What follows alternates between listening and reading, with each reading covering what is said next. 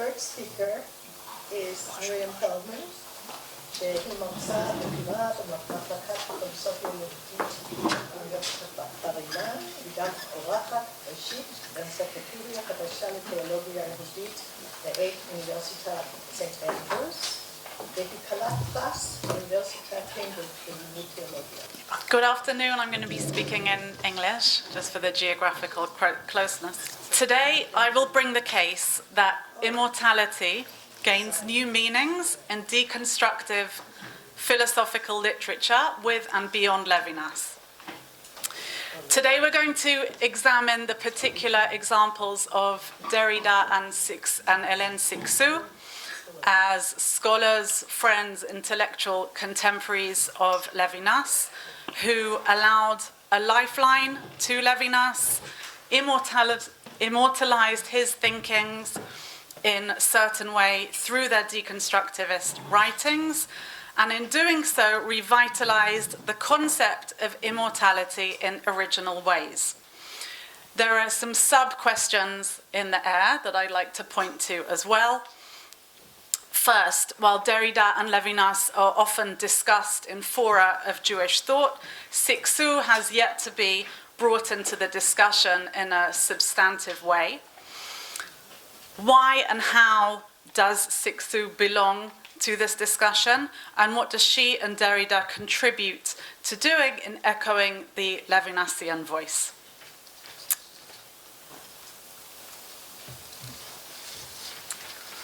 Okay, so this is really to deal with the questions that will probably come up at the beginning. When we're talking about immortality, we're talking about it in a different way. This is neither a metaphysical description of immortality nor a Hasidic investigation into the idea of immortality. It's a reconsideration of a concept which has ceased to be discussed in modern Jewish thought, post-Kant, post-rationalism. It's one of the teleological categories of Jewish thought that has ceased to be discussed. So what can the deconstructivist discourse allow?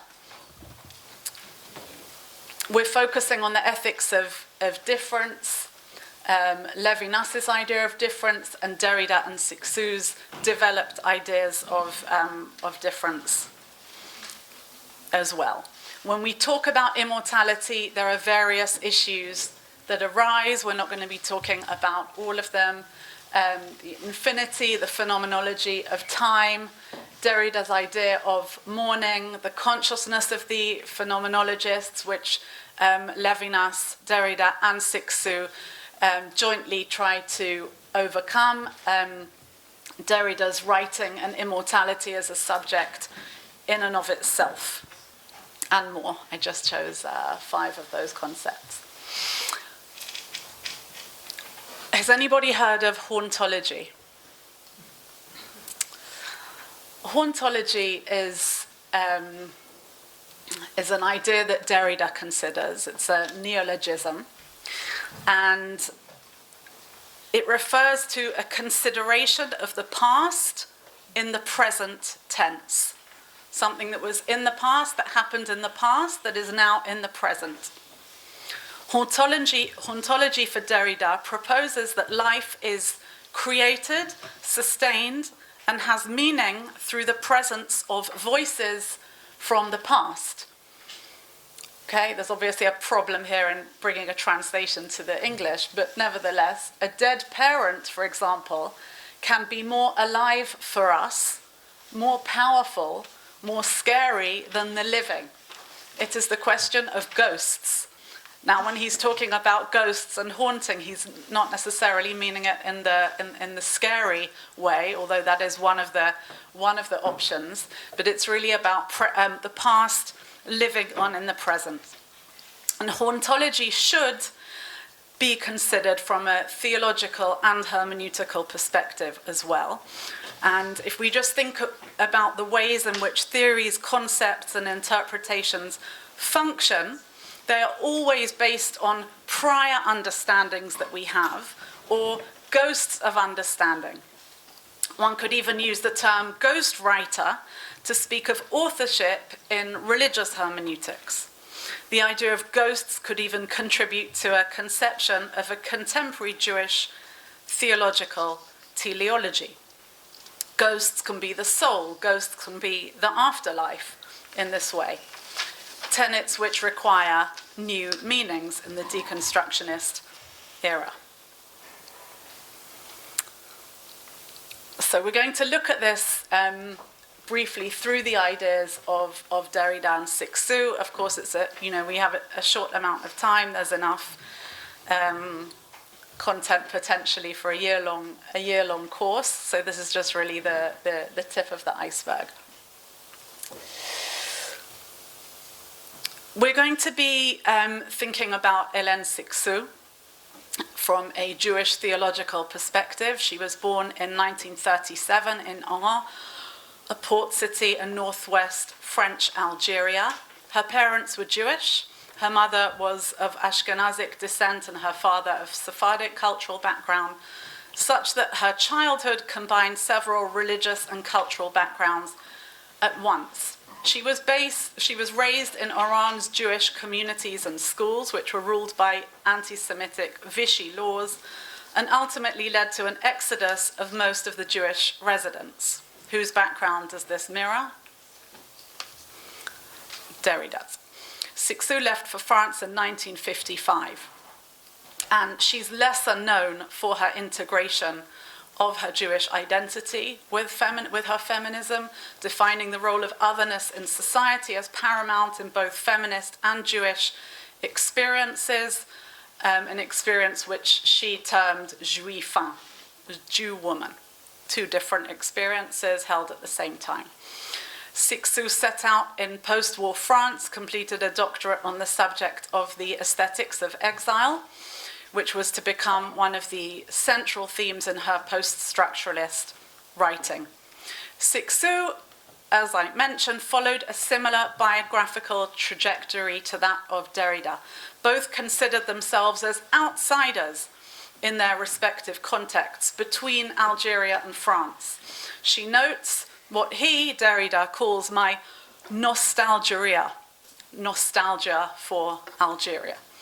Cixous and Derrida befriended in France in the late 60s and engaged in decades of intellectual conversation towards their respective Jewish identities in Algeria and then in France, wherein the sidelining of neat boundaries of nationality and religion embodied the displacement of deconstructionist discourse. In fact, you could say that the estrangement and exile, the complexity of identity, even shaped deconstructivist discourse. And this can be seen potently in, well, they had a couple of joint writings, which we'll look at in a minute. I propose that we consider Cixous through the lens of Derrida's hauntology today, taking into account what we already know of her as a French-Jewish post-structuralist feminist writer. So,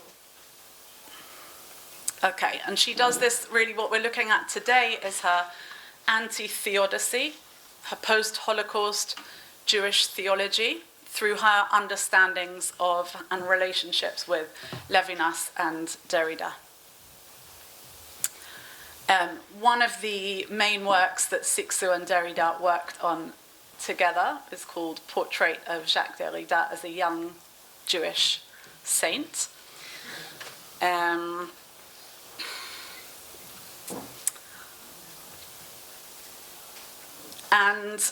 there's a lot to say about this work.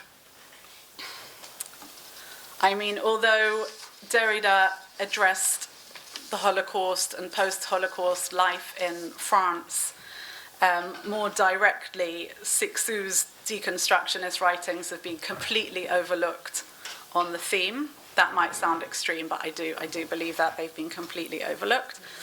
And yeah, it's time really to embrace what she has to contribute to this alongside Levinas and alongside Derrida as well. So I've decided to share something personal.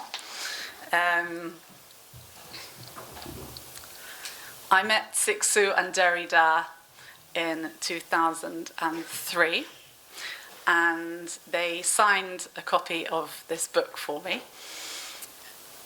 And Derrida said to me, "And how do you spell Miriam?" And I said, "With two I's."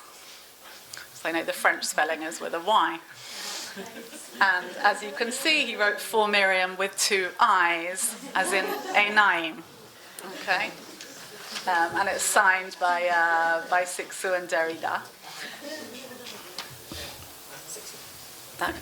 So interpretation is infinite, and we can hear Levinas here in the background, is infinite, non-literal, amusing, and suggestive. A quick look inside this book shows how writing is collaborative. It shows different layers of thought, of editing, of the way in which we change our minds when we write. A mixture of languages, what happens when you change languages in between, or you think in one language and you write in another language. The idea of questioning the idea of the original text. And this is all learning from and beyond Levinas. Jewish identity is complex. This is a section about Derrida's discussion of his Hebrew name, Eliyahu. And the moving between different identities and realities, and this is really brought to the fore in the work that we're discussing today of Cixous, which is called Osnabrück Station to Jerusalem. The genre of this text is not immediately obvious. It spans different genres and can be read from different perspectives. It's a hauntological text, in my view. The characters she talks about in this post-Holocaust text influence or haunt her reality. Her visit back to Osnabrück is ghosted by voices from deceased characters, her parents and her grandparents who were deported from Osnabrück. And these souls are, in this reading, they live a kind of afterlife, and they become immortalized through her work, through her thinking and writing. And this is a kind of hauntological work, exploring the theological scope of the Shoah. It's a semi-fictional, semi-autobiographical work. It depicts her so-called return to her maternal family's birthplace, Osnabrück. Another personal fact that my grandmother and her family were deported from Osnabrück as well, so I feel implicated in this study. And she describes their kind of idealized return to the place of their deportation, even though they then perished in the Holocaust. They never actually returned. She returns as a second generation survivors, parents. And another one of the mistakes that's made with this work is that it's termed a kind of post-Holocaust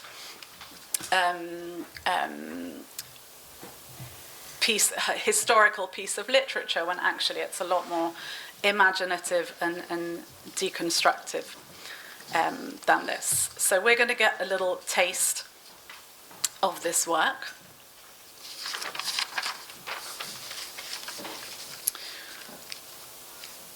God himself has dined on horror and boredom. God would not swoop down on you if you weren't guilty. And to hear Job, Eov, shout, "I am innocent, God knows what he's doing, and me, I know that I did nothing." This is an anti-theodical text, very much influenced by Levinas, where she is having a dialogue both with herself and with her ancestors, and she's exemplifying the questions of these characters in different tenses, placing herself in the character of the divine. Job, Eov, shouts at her or with her, using a deconstructivist discourse to deliberately confuse the question of who she's talking to. Whose question is this? The biblical Job, she's using the words of the biblical Job, the biblical Eov, to talk about her mother and maternal grandmother. In this way, very much bringing to the fore the theodical and anti-theodical issues of the Bible to contemporary times. No one will ever understand God, says the book of Job. I don't know if it's a matter of understanding. No one will ever understand Job. You recall that all the apples of his eye are torn from him at one blow. All of his children. Not even the tiniest infant is left to him, I say to my daughter. Now, it might be the kind of text you think, what is she talking about here? But really, this text gives us an example. Even these few sentences show us how collaborative, anti-theodical post-Holocaust writing can be. How much she's kind of breaking the frame of the usual questions of can we justify the kind of the divine in light of the Shoah. And there's a lot more to say, but time is up. So the idea of immortality can be said to be developed in this way. She immortalizes her family members who perished in Auschwitz through their deportation from Osnabrück, through her going there, telling the story, answering her and their own theodical questions, bringing their presence to life and immortalizing it. We do have some, there are some even broader questions to raise and bigger themes that we can learn from this. And you can see them here. I'm not going to read them out. Thank you very much. We'll be a little bit over time. Questions?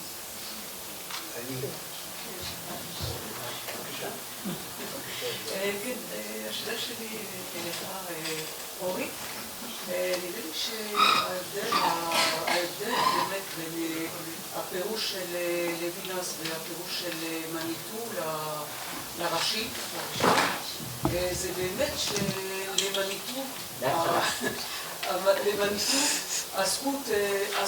שלמניטו הזכות של עם ישראל על ארץ ישראל הוא דבר מובן מאליו, זה דבר זה כבר הנחת יסוד. ואז כל הסיפור של הליסטים, זה אם יבואו ויעלו בשאלה וכו', ברור, כי בניתור יש לו תמיד תפיסה של אקטואליה, ברור למי הכוונה, כן? כמובן, אנחנו מבינים גם היום, לצערי זה עוד לא השתנה. עכשיו לוינס זה משהו אחר, לוינס אחרי המלחמה, דבר שלא היה לפני, הוא ממש היה, לא הייתי אומר ציוני, אבל כמובן שהציונות, במיוחד עם הקמת מדינת ישראל, לא העלה אותה בחשבון בכלל, כן, להפך, הוא הגן עליה.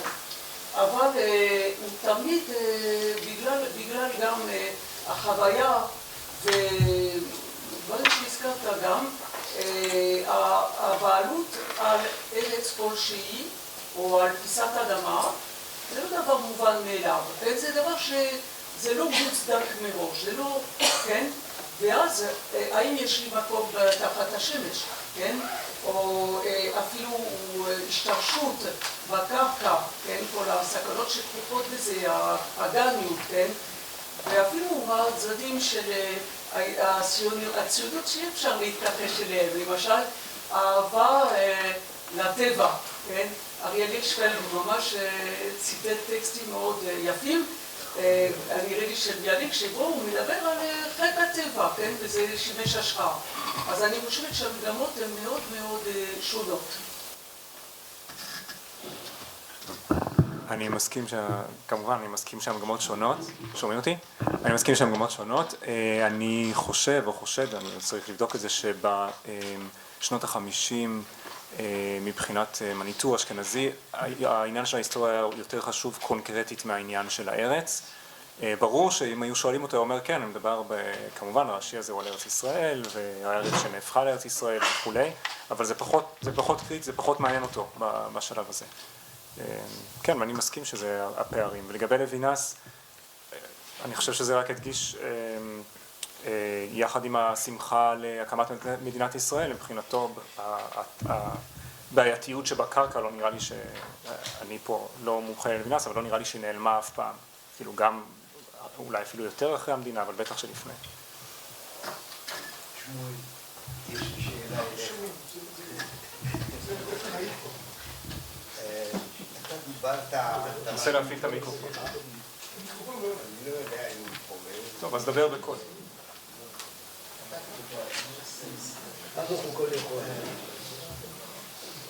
אתה דיברת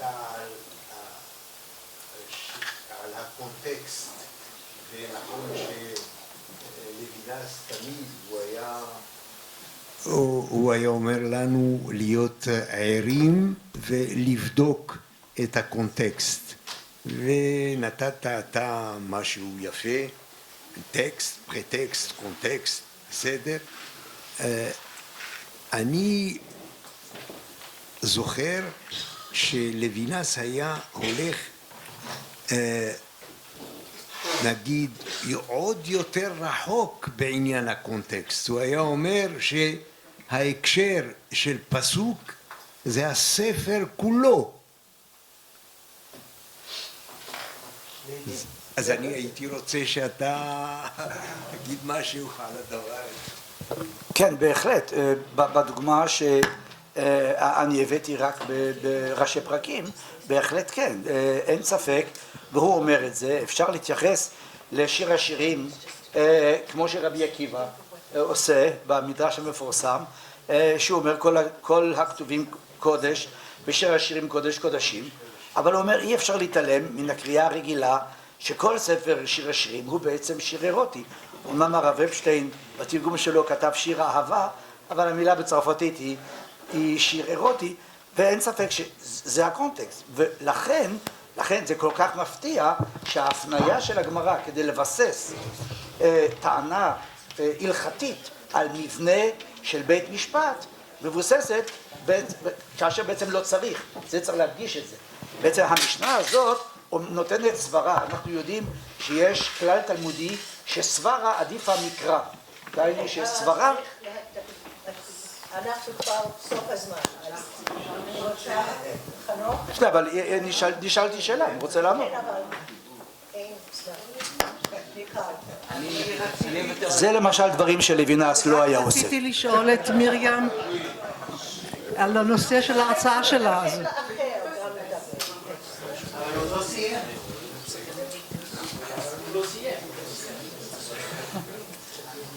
אני רציתי לשאול רק את מרים שתגיע לסוף ההרצאה שלה ותגיד מה ההשפעה של לוינס על דרידה ועל סיקסו. כן. When you said you wanted to give me more time, so this is as if you planned it. Thank you, Michal. There's so much to be said about it, and so many different theological aspects. But really, what I've focused on today is the type of the writing and the philosophical issues that arise in the writing. So the endlessness of the theological questions that come up, the implicitness of ethics that has to be at the heart of biblical interpretation. The ethics as first philosophy, as a way that, of course, Cixous and Derrida took that a lot further, perhaps too far, for Levinas, and kind of crossing out what philosophy would have been or might have been, and they're already kind of playing with a dead philosophy, the death of metaphysics, which although Levinas might have probably did anticipate, I don't think he would have hurried towards that end. But they are kind of they're reflecting both. It's interesting biographically and historically that they're kind of both overlapping with him, but also continuing him. And in that sense, I see the immortalizing of what he sought to do philosophically, but also taking it further and broader.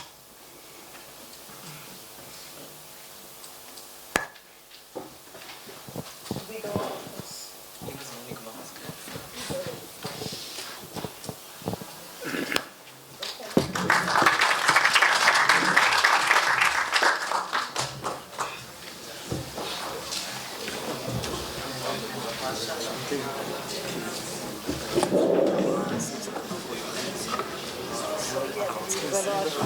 I'm sorry.